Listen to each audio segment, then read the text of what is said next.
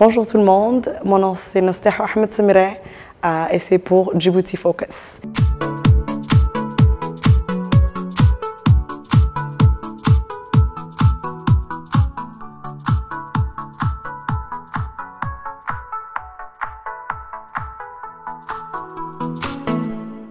Alors je me présente, je suis nutritionniste, pas encore certifiée, mais on va d'obtenir ma certification.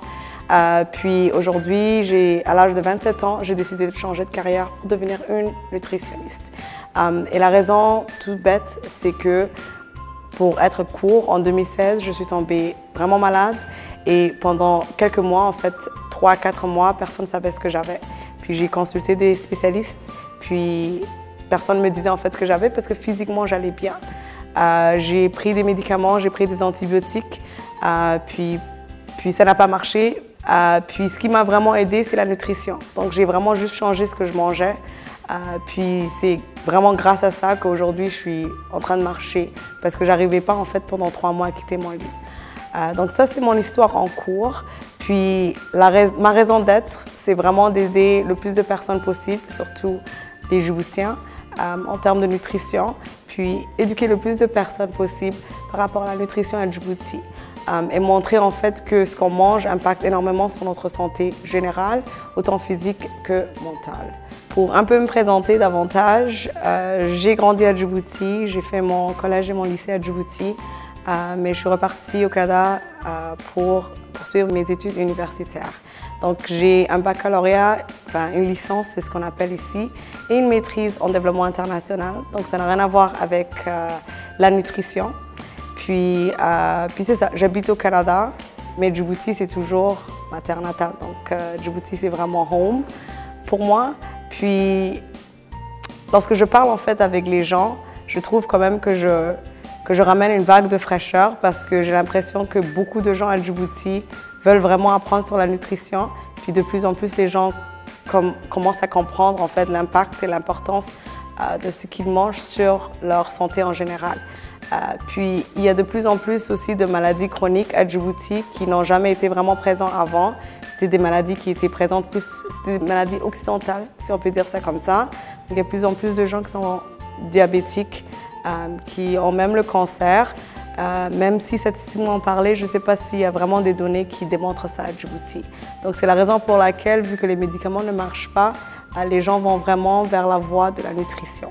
Puis c'est vraiment mon rôle à Djibouti. Puis mon public en fait est en majorité composé de femmes entre 18 à 35 ans. Puis je pense que les hommes sont quand même intéressés à la nutrition, mais c'est juste que bon, c'est pas vraiment les hommes qui cuisinent à Djibouti. Donc bon, les choses vont peut-être changer, mais c'est ça. Mon public, ce sont vraiment des femmes.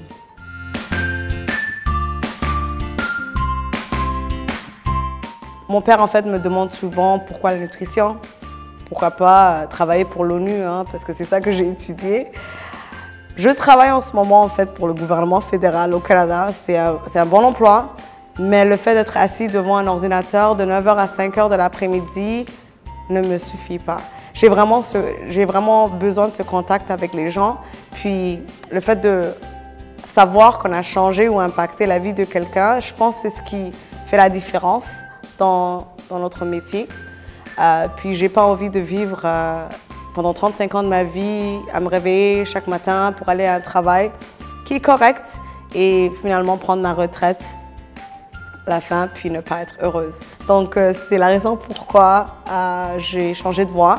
Puis j'aurais pu aussi travailler pour les hôpitaux, j'aurais pu aussi avoir ma clinique, mais je veux vraiment avoir cette liberté. Je veux pouvoir voyager, rencontrer des gens, puis être un peu partout ici et là.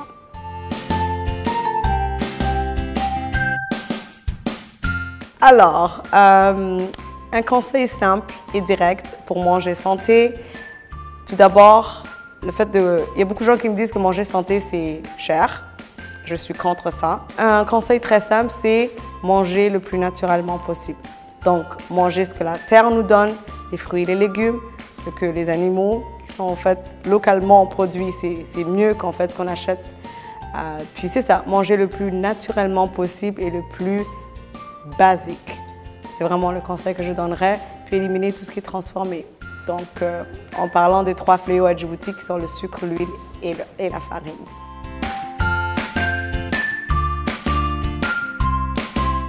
Alors, manger santé, c'est vraiment manger équilibré. Donc, un plat équilibré constitue en fait 4 éléments: protéines, glucides, lipides et légumes. Mettez vraiment de l'emphase sur les légumes, puis les protéines. Les glucides, c'est en modération.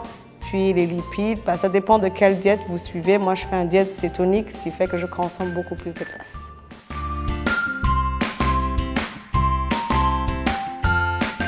Petit déjeuner équilibré à Djibouti, c'est très simple.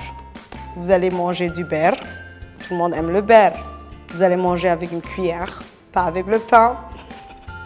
Et si jamais vous voulez en fait manger avec quelque chose, moi j'aime bien manger avec injera. Donc, parce que l'injera en fait, il a beaucoup plus de nutriments que le pain et la farine blanche. Autre idée, l'omelette. L'omelette avec beaucoup de légumes. Sans pain, tout ce qui est farine, gluten, c'est extrêmement mauvais. Puis aussi, essayer d'équilibrer. Donc, ce qu'il faut retenir, en fait, c'est de manger ce qui est protéines, ce qui est glucides, donc tout ce qui est carbs, en fait.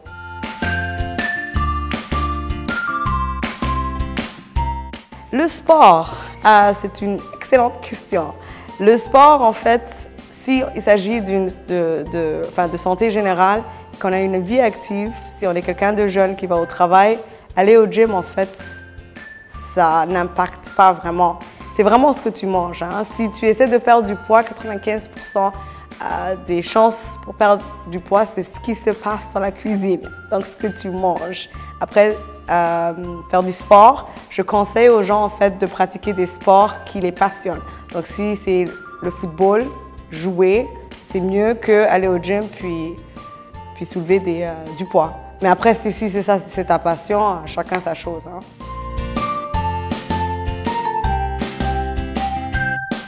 Donc, une question qu'on me pose souvent, c'est en tant que nutritionniste, est-ce que je mange toujours santé? La réponse est très simple, je ne vais pas vous mentir, non. Parce qu'à la fin de la journée, je suis un être humain. J'essaie tout simplement, en fait, de manger pas santé et d'utiliser ça, en fait, comme un treat. Donc, comme une gâterie. Donc, je me gâte. Puis, la chose aussi que j'aime, c'est que lorsque j'ai envie de manger mes plats préférés, je les cuisine moi-même. Et je trouve toujours des alternatives santé à ça. Mais pour répondre à la question, non, je suis humaine, je mange quand même un peu de tout et de rien, mais toujours en modération.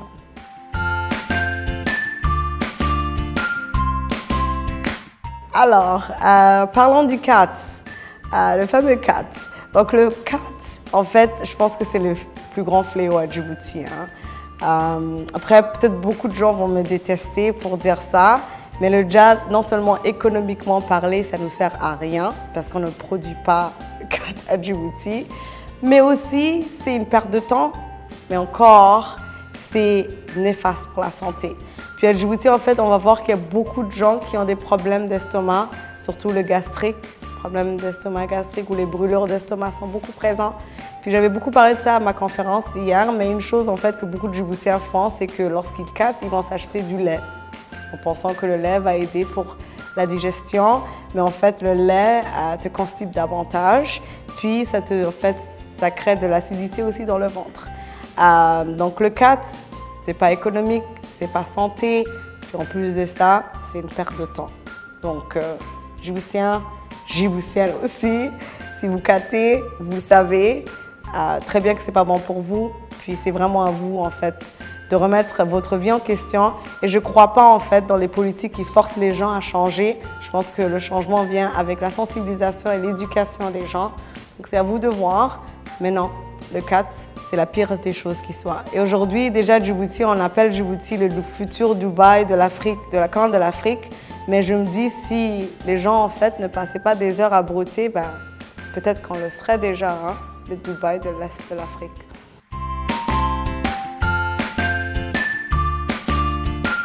Alors, pourquoi je suis aussi présente sur les réseaux sociaux? La raison est tout simple, c'est que de nos jours, en fait, ce qui mène le futur de l'économie, c'est vraiment le e-commerce. Puis le futur, en fait, de toute entreprise, que ce soit nutrition ou autre, se trouve vraiment dans les réseaux sociaux. Puis en même temps, c'est quelque chose de gratuit. Puis tu n'as pas besoin d'avoir un budget, puis d'avoir le financement pour pouvoir se faire connaître. Tu prends ta caméra, puis c'est tout. Puis les gens t'écoutent.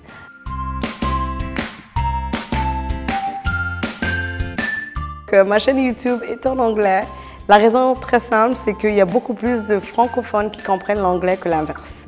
Et mon but, c'est vraiment de joindre le plus de personnes possible. Et lorsqu'on parle des Somaliens, on inclut les Djiboutiens, puis les Somaliens en majorité parlent en anglais. Puis en même temps, YouTube, vous voyez, vous me voyez cuisiner, vous voyez ce que je fais. Donc vous n'avez pas vraiment besoin de comprendre ce que je dis.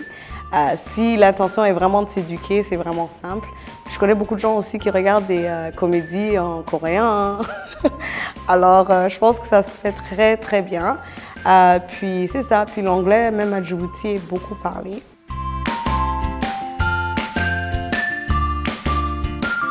Donc, ça fait maintenant 3 semaines que je suis à Djibouti. Jusqu'à ce jour, en fait, ça se passe très bien. J'ai fait une conférence hier que je comptais même pas faire. C'était une conférence qui a été préparée il y a 1 semaine de cela. Puis ça s'est très bien passé, le public était là. Les gens, en fait, ce qui me donne de l'espoir, c'est que les gens sont ouverts aux idées que je propose. Et j'ai l'impression, en fait, que l'idée est là à Djibouti, mais il manque, en fait, cette étincelle. Puis mon séjour à Djibouti, j'adore. J'essaie de faire le plus de choses possible, passer du temps avec la famille surtout.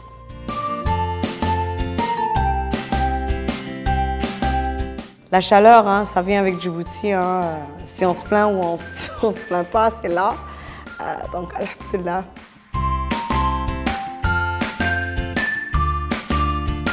Alors, une question qu'on me pose souvent, c'est est-ce que ton futur est à Djibouti ou au Canada? Mon futur est là où la vie m'emmène, pour être honnête. Djibouti, à la fin de la journée, c'est home pour moi. Puis mon but ultime, c'est vraiment d'aider les Djiboutiens. Donc si l'opportunité est à Djibouti, je serai à Djibouti. Si l'opportunité est ailleurs, je serai ailleurs. Mais là, déjà, pour vous donner une idée, je travaille avec des gens qui sont partout dans le monde. Lorsque je fais mes sessions et mes consultations, c'est toujours à travers l'Internet. Je parle avec des clients qui sont en Chine. Donc, je pense qu'avec même les réseaux sociaux et la technologie, les barrières frontalières, en fait, ne sont même plus présentes. Donc, je peux être partout, je peux être ici et là, mais c'est sûr que le rêve idéal, ce serait de revenir à Djibouti, puis vraiment avoir un impact et laisser quelque chose derrière moi.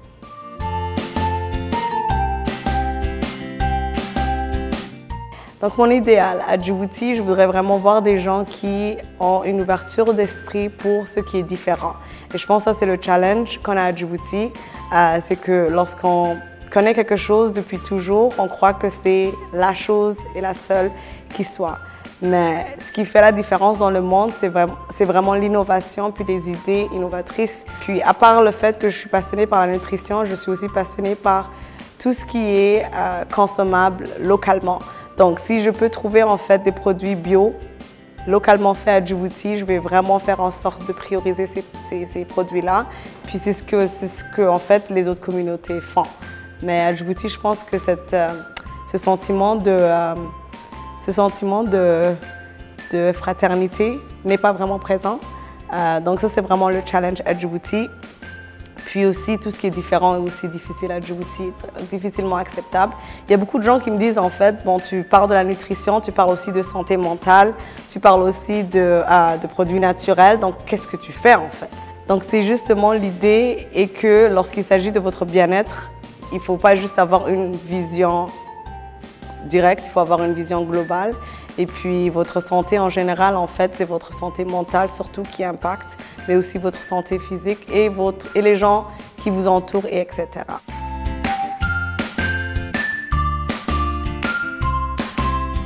Alors, à l'occasion de la fête de l'indépendance, le 27 juin, je souhaite à tous les Djiboutiens et Djiboutiennes, à tous les Djiboutiennes et Djiboutiens, bonne fête nationale, profitez à fond. Et surtout, apprenez aussi l'histoire de votre pays, puis pourquoi en fait cette fête-là, en fait. J'espère que moi je serai au Canada, puis je vais fêter avec vous de très loin, mais je serai là avec le cœur.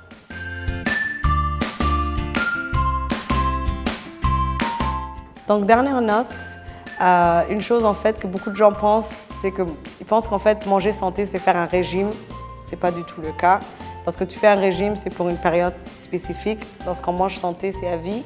Donc, moi, je fais la promotion de manger santé et le poids va suivre.